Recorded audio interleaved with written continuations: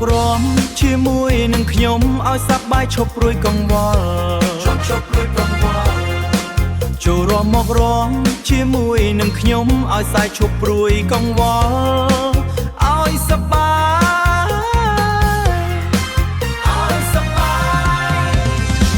នេះគឺក្បាច់វែងឆាជើងទន់ទៅមុខដៃទៅខាងលួចចង្កេះតូចរួចរួមទៅមុខរួចថយក្រោយ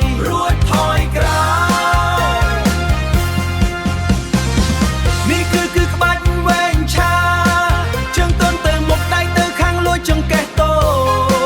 ចរួចរួមទៅមុខរួចថយក្រោយ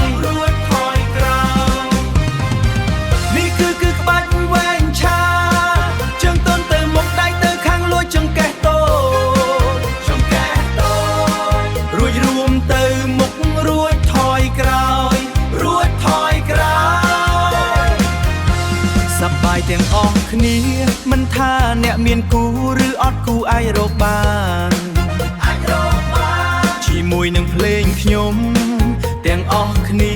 សប្ថាអ្នកមានគូឬអត់គូអាចរកបានជាមួយនឹងភ្លេងខ្ញុំ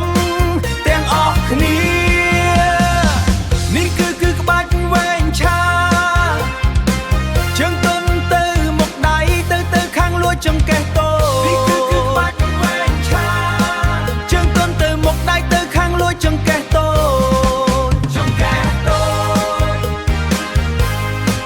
រួចរួមទៅមុខរួចថយក្រោយ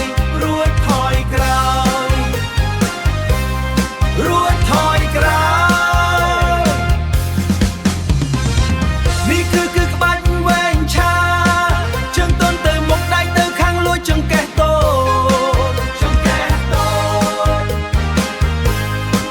រួចរួមទៅមុខរួចថយក្រោយសប្បាយទាំងអស់គ្នា